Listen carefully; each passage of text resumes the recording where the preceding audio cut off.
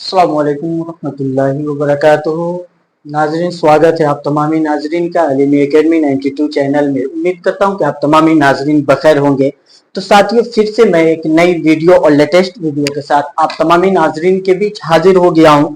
साथियों, आप देखिए, आपके बिहार बोर्ड के 10वीं क्लास के सेकंड नंबर पे आने वाली किताब रोशनी से चैप्टर नंबर 7 लेकर के मैं आपके बीच हाजिर हूँ। चैप्टर का नाम है अंग्रेजिया बाबू और ये एक मैथिली कहानी है। मैथिली जबान की ये एक कहानी है जिसको उर्दू में ट्रांसलेशन करके हमारे बीच लाया गया है।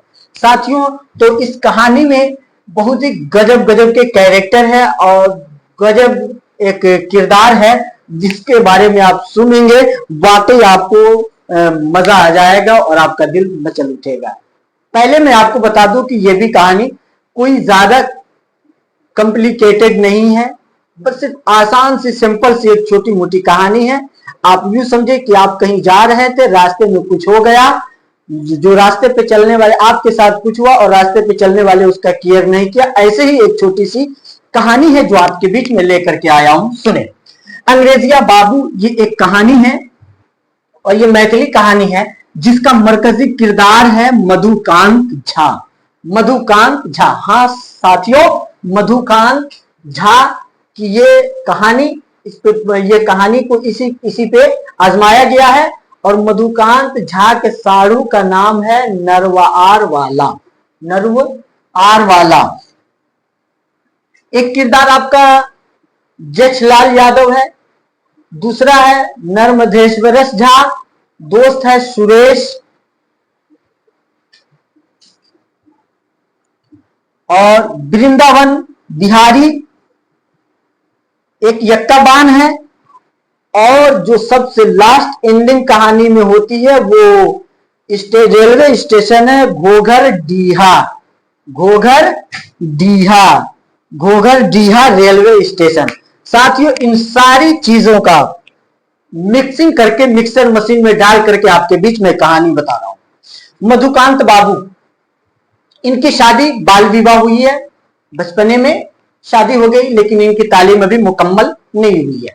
कॉलेज के हॉस्टल में ये पढ़ाई कर रहे हैं, कोई कोर्स है जो कर रहे हैं, पढ़ाई पीरियड चल रहा है, कॉलेज की दुनिया में अभी है, ये पढ़ाई कर रहे हैं। इनके पास हॉस्टल सुपरिंटेंडेंट जीविच लाल के जरिए एक चिट्ठी आती है और उस चिट्ठी के आने से पहले ही उनकी भावना ये बता रही है कि ये चिट्ठी ससुराल से हो। होली का त्योहार सामने है, अभी तक मैं ससुराल गया नहीं हूं, हो न हो ये ससुराल का ही है। जैसे ही लेटर खोल करके देखता है तो उस चिट्ठी में ससुराल से आया हुआ चिट्ठी मधुकांत को ससुराल बुला रहा हो। मधुकांत को ससुराल बुला रहा हो। अब मगन हो जाता है, ससुराल जाने की पूरी तैयारियां करने लगता है। किसी से इतना पैसा उधार लेता है, हॉस्टल इंचार्ज से लेता है, अपने दोस्त से लेता है, सबसे बहुत कुछ लेता है, बहुत कुछ लेता है। जीविश लाल जी से, जो हॉस्टल सुपरिंटेंडेंट है, 46 रुपये 15 आने लेता है। एक और है जिनसे कुछ और पैसे लेता है। नर्मधेश्वरस से, झा से ये सूटकेस लेता है। मधुकांत जी सूटकेस खरीद लेता है उधारी। अपने दोस्त सुरेश से घड़ी ले लेता है, जो नई डिजाइन की घड़ी इसके दोस्त ने ली थी वो घड़ी ले लिया। वृंदावन बिहारी से इन्होंने ग्रामोफोन उधार मांग लिया। अच्छा, अभी यहां तक बताता हूं। इन लोगों से ये सब लिया और नया एक सूटकेस खरीदा 45 रुपए में और अपने ससुराल जाने के लिए बहुत सारी चीजों का इंतजाम किया। ये वो डिश डेट, कहां तक बताओ, स्नो पाउडर, ये वो डिश डेट, बदन पे जिससे बदन ज्यादा खूबसूरत लगे, चेहरे ज्यादा खूबसूरत लगे, वो तरह तरह के लवाजिमात जिंदगी जो इंसान की जिंदगी के लिए जरूरी है, वो सारी चीज को खरीदता है और घर में ला करके अपने रूम में बिखेर करके रखता है कि कल मुझे ससुराल जाना है। और सारी तैयारी, सारे सामान को एक जगह इकट्ठा करके बिखेरे हुआ है अपने रूम में। इसे ले जाऊंगा, ये करूंगा, तरह तरह के ख्यालों में खोया हुआ है। इस भावनाओं को आप खुद भी फील कर सकते हैं जब पहली मर्तबा आप ससुराल जाने वाले होते। वो सारी चीज की तैयारी कर दिया होता है। इतने में दरवाजे पे दस्तक होती है। कौन? दरवाजा खुला। इससे पहले कि दरवाजे पे आया हुआ शख्स देख ले, सारी चीजों को छुपा देता। कहाँ? अब वही हॉस्टल सुपरिंटेंडेंट है, जो बिल्कुल नरम मिजाज का और सादा सिंपल आदमी है, लेकिन बातें पूरी अंग्रेजी में करता है। वो अंग्रेजी में पूछता है कि क्या सचमुच तेरी माँ बीमार है? सचमुच तेरे माँ की तबीयत खराब है? आखिर कौन सी बीमारी हो गई है? तो बताता है आंत की कोई शिकायत है, आंत में कोई बीमारी है, वो बीमारी बताता है। फिर उसकी छुट्टी 1 हफ्ते की वो मंजूर करा देता है और वो वहां से चल देता। अब ये पूरी तैयारी करता है। फिर रात होती है, सो जाता है। सुबह होती है। अब सुबह 11 बजे इन्हें निकलना है। सुबह 11 ये निकले हॉस्टल से और ठीक 11 बजे घोघरडीहा स्टेशन पे पहुंचे। ट्रेन से घोघरडीहा रेलवे स्टेशन पे ये उतरे। हाँ, तो घोघरडीहा रेलवे स्टेशन पे ठीक ये मधुकांत जी 11 बजे ट्रेन से उतर गए। 11 बजे ये ट्रेन से उतरे। अब इनकी मर्जी ये थी कि मैं जो अपने ससुराल जाऊं वो दिन के उजाले में नहीं बल्कि रात के अंधेरे में जाऊं। और उसके घोघरडीहा रेलवे स्टेशन से जो उसका ससुराल था वो थोड़े दूर पे नहीं था, 10 किलोमीटर का फासला था।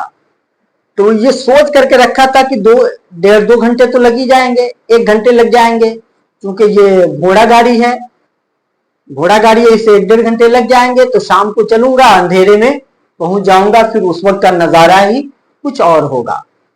साथियों, कुल मिलाकर के वो टमटम वाले को शाम तक रोक करके रखता है। शाम तक रोकने के बाद फिर शाम में वो सवार होकर के चलने लगता है। तो चूंकि गांव देहात का रास्ता तो इतना ऐसा होता नहीं है कि तेजी के साथ पलक झपकते ही आप पहुंच जाओ जहां पाओ वहां।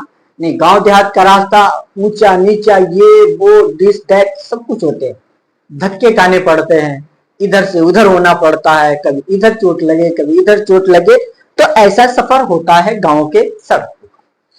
तो उस घोड़ा गाड़ी से जब वो लोग चले तो गड्ढे को वो यक्का बान टमटम चलाने वाला बड़े आराम से लेकर के चल रहा था। क्योंकि वो भी गरीब आदमी था, उसे अपनी गाड़ी की भी हिफाजत करनी है और दूसरी तरफ सवारी को भी सही सलामत जगह पे पहुंचाना है। लेकिन अगर सवारी ही खुद चाहे कि जान जाहे चाहे रहे, तेजी में चलाओ तो दिक्कतें आ सकती है। मधुकांत को ससुराल जाने की अब तेजी पकड़ ली थी, तो उसने यक्का बान को बार बार टॉर्चर करना शुरू कर दिया। कहा जाता ड्राइवर को ज्यादा टॉर्चर नहीं करना चाहिए, लेकिन मधुकांत ने जैसे ही ड्राइवर को टॉर्चर किया कि तेज चलाओ, मारो 2-4 चाबुक ताकि वो तेजी के साथ आगे बढ़े।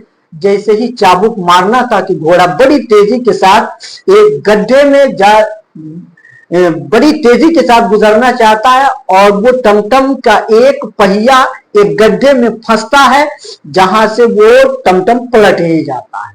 अब पलटता है तो उस गड्ढे में सबसे नीचे मधुकांत बाबू, फिर मधुकांत बाबू के ऊपर उनका सूटकेस, फिर सूटकेस के ऊपर यक्का बान, फिर यक्का बान के ऊपर वो टमटम। कुल मिलाकर के सारे इरादे गंदे हो गए। अब मधुकांत बाबू का वो बुखार उतर गया जो अपने आप को इतना बड़ा दिखाने की कोशिश कर रहे थे। साथियों, ये कहानी यहीं पे। तो ससुराल जाने से ये रहा और इसके सारे इरादे पे पानी फिर गए। जो सोच रखा था, जो इरादा कर रखा था, वो सारी खत्म हो गई। अब आइए इन सब का निचोड़ मैं आपके बीच रखता हूं। देखिए, मधुकांत एक मैथिली ब्राह्मण खानदान का नौजवान है जो कॉलेज में पढ़ता है और कॉलेज के हॉस्टल में ही रहता है। मैथिली तहजीब और रिवायत के मुताबिक इसकी शादी हो चुकी है। कॉलेज हॉस्टल में कयाम के दौरान होली का त्योहार आने वाला है। मैथिली तहजीब में तमाम त्योहारों में होली को बड़ी अहमियत हासिल होती है। मधुकांत को होली के मौका पर ससुराल आने की दावत मिलती है। वो ससुराल जाने की तैयारी जोरों शोर से करने लगता है। इस तस्वीर में हर वक्त खोया रहता है, उस तस्वुर में हर वक्त खोया रहता है। ससुराल में होली किसके साथ खेलना है, किस तरह खेलना है। मधुकांत के लिए यह तस्वुर जन्नत के तस्वुर से कम नहीं। मधुकांत का ख्याल यह है कि वो अंग्रेजिया बाबू बनकर अपने ससुराल जाएगा और अंग्रेजी तहजीब का ढोंस जमाएगा। यानी वो अपने हिंदुस्तानी तहजीब को अंग्रेजी तहजीब से कमतर समझता है। चुनांचे ससुराल जाने के लिए उसने एक कीमती हैट खरीदा और एक बड़ा ब्रीफकेस खरीदी और ग्रामोफोन अपने साथियों से उधार लिया। अपने हॉस्टल के वार्डन से 50 रुपए कर्ज भी लिए और अंग्रेजी तहजीब के मुताबिक अपने आप को बना सवार कर ससुराल के लिए रवाना हुआ और ट्रेन पर सवार होकर घोघरडीहा स्टेशन पर उतरा, जहां से 10 किलोमीटर की दूरी पर उसका ससुराल वाक़ था। स्टेशन से टमटम की सवारी पर सवार होने के बाद रवाना हुआ, लेकिन गांव की सड़कें इतनी खराब थी कि ससुराल पहुंचने से पहले रात हो गई और टमटम उलट गया। उसका सारा सामान टूट करके बिखर गया और ससुराल जाने का ख्वाब चकना चूर हो गया। तो साथियों, ये है आपकी कहानी का वो सारा कॉम्प्लिकेटेड बात जो आप खुद महसूस कर सकते हैं कि ये कहानी कितना कॉम्प्लिकेटेड था। कुछ भी नहीं, सिंपल सी कहानी थी।